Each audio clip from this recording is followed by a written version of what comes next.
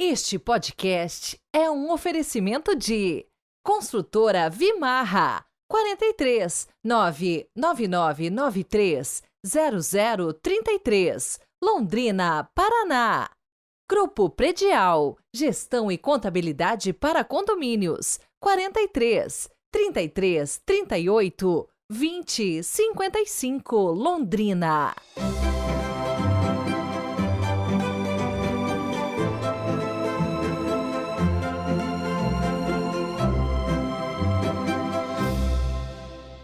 Olá, bom dia! Segunda-feira chegando, 29 de janeiro de 2024, nova semana. Peçamos a Deus coragem para construir o reino da paz e da verdade, o reino de Cristo presente no mundo, mas que precisa ser anunciado, divulgado, e eu e você somos responsáveis por isso. Então, vamos espalhar coisas boas e redescobrir cada dia a alegria de viver. No Evangelho de hoje, vamos meditar um longo texto sobre a expulsão de um demônio que se chamava Legião e que oprimia e maltratava a pessoa. Infelizmente, muitos pregadores por aí usam este texto para espalhar o medo e a insegurança. Mas Marcos relaciona a 4 símbolos: cemitério, lugar dos mortos, o que é o oposto à vida; o mar, símbolo do caos primitivo; o porco, símbolo da impureza; e a legião, nome dos exércitos do Império Romano. Hoje, Jesus vence o poder do mal exatamente nestes 4 pontos.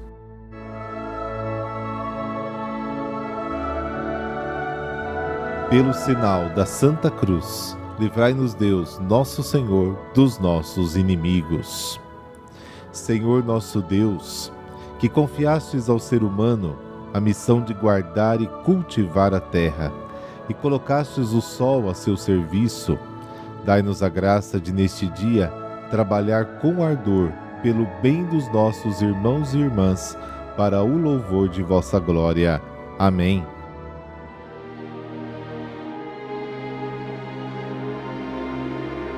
Marcos, capítulo 5, versículos de 1 a 20. O Senhor esteja convosco, Ele está no meio de nós. Proclamação do Evangelho de Jesus Cristo segundo Marcos. Glória a vós, Senhor. Naquele tempo, Jesus e seus discípulos chegaram à outra margem do mar, na região dos Gerazenos. Logo que saiu da barca, um homem possuído por um espírito impuro, saindo de um cemitério, foi ao seu encontro.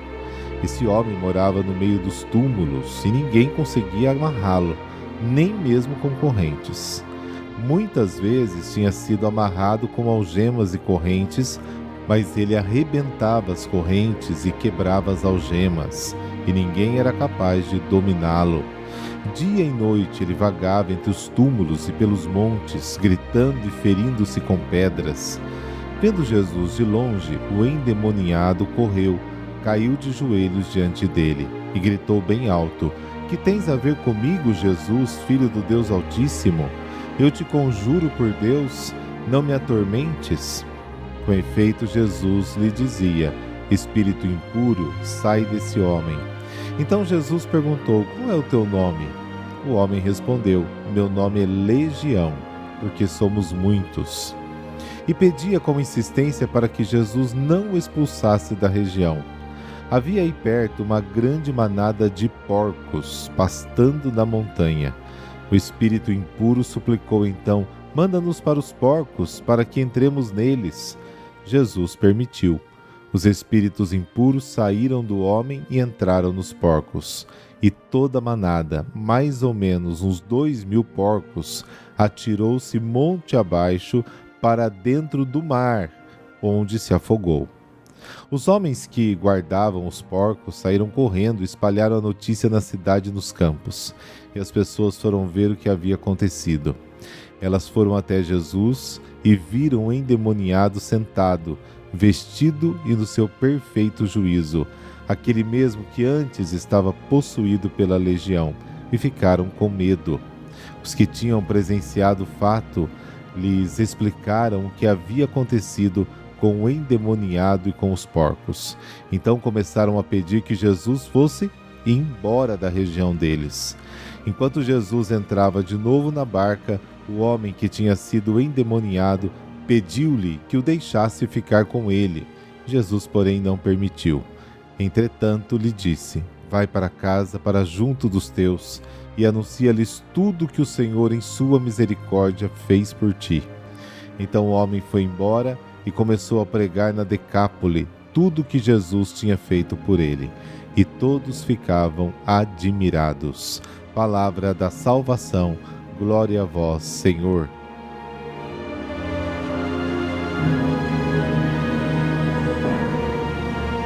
Nós já conhecemos o poder de Jesus contra os demônios, Marcos capítulo 1, capítulo 3, mas aqui há uma novidade. Estamos no território da Decápolis, que significa as 10 cidades, numa terra pagã, onde o poder de Satanás tem maior solidez, vamos dizer assim.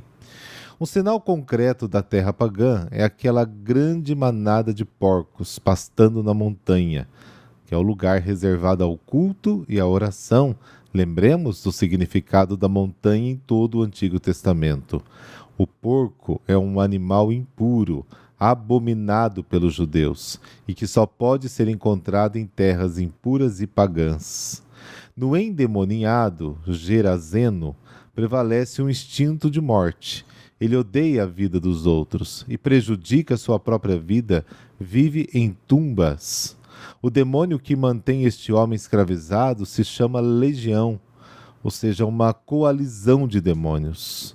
Lutados e derrotados na terra de Israel, eles recuaram para as terras pagãs. Lembra daquele episódio da tempestade do mar, capítulo 4 de Marcos? Tentaram deter o avanço vitorioso de Cristo. Jesus, tendo superado a barreira, ataca o império de Satanás no seu coração, no seu quartel-general, no seu estado-maior, justamente na terra dos pagãos, na Decápolis. Este demoníaco é considerado o típico representante do paganismo, e isto à luz de Isaías, capítulo 65, versículos de 1 a 4, que diz o seguinte: deixei-me procurar por quem não me questionou, deixei-me encontrar por quem não olhou para mim. Eu disse: aqui estou, para pessoas que não invocaram meu nome. Estendi minha mão todos os dias para um povo rebelde. Eles seguiram o mau caminho, seguindo seus caprichos, um povo que sempre me provocou com descaramento. Faziam sacrifícios nos jardins, ofereciam incensos nos tijolos, viviam em tumbas, passavam a noite em esconderijos, comiam carne de porco e comia carne impura no prato. Fecha aspas. Este pagão tem um nome. No texto grego completo, ele responde com uma palavra latina, legião, como nós ouvimos no Evangelho de hoje. Lembremos que legião romana era composta por 6.000 homens. Esta palavra evoca a guerra, a presença e a dominação romana personificadas por aqueles porcos dos legionários. O javali, de fato, era um dos símbolos do poder imperial representado nas insígnias do exército romano. É a demonização do exército romano. Para Marcos, que provavelmente escreveu seu evangelho em Roma, capital do império de Satanás, no meio da perseguição de Nero, esta passagem poderia significar dizer aos cristãos: Cristo lançará ao mar esta legião de porcos possuídos, que seriam os perseguidores, e libertar a terra do poder opressivo do Império Romano, que é uma manifestação do poder de Satanás. Para confirmar esta visão histórica, seria muito interessante que você lesse o Apocalipse, do capítulo 13 ao capítulo 20. Aquela quantidade de porcos caindo no mar é certamente uma cena chocante para o homem econômico de todos os tempos. O Senhor liberta a terra do mal e do maligno, e esta libertação é motivo de alegria, mas esta alegria tem um preço muito alto, a perda de 2.000 porcos. E o povo de Gerasa não tem vontade de pagar preços tão altos. Este Jesus pode ser um grande libertador, mas os seus honorários são demasiado elevados. Melhor então suportar a escravidão de Satanás com resignação e desfrutar da sua riqueza e da sua sujeira sem ser perturbado. E a sua própria oração parece absurda e desconcertante. Começaram a implorar-lhe que abandonasse o seu território. Não aceitam Jesus, preferem continuar escravos do que a liberdade que ele oferece. Os homens falam muito sobre liberdade e libertação, mas rejeitam assim que percebem que há um preço a pagar. O Senhor responde ao desejo do endemoniado, curado de estar com Jesus, enviando em missão. Ele se tornou apóstolo porque é capaz de contar o que o Senhor fez com ele. O Evangelho é a boa notícia do que Jesus fez por nós. A evangelização não é tanto uma exposição de doutrinas, ideias, mas uma história de fatos, uma narração do que o Senhor realizou em nossa vida. Assim como Jesus começou a proclamar o Evangelho na Galileia, também este endemoniado curado o proclama em Decápolis. É o início da missão aos pagãos.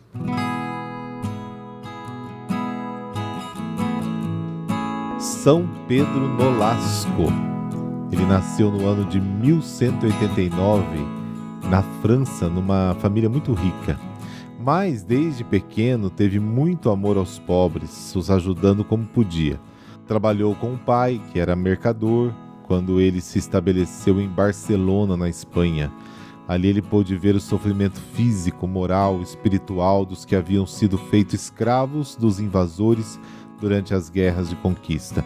Muitos cristãos eram obrigados a abraçar o islamismo ou não podiam praticar a fé cristã.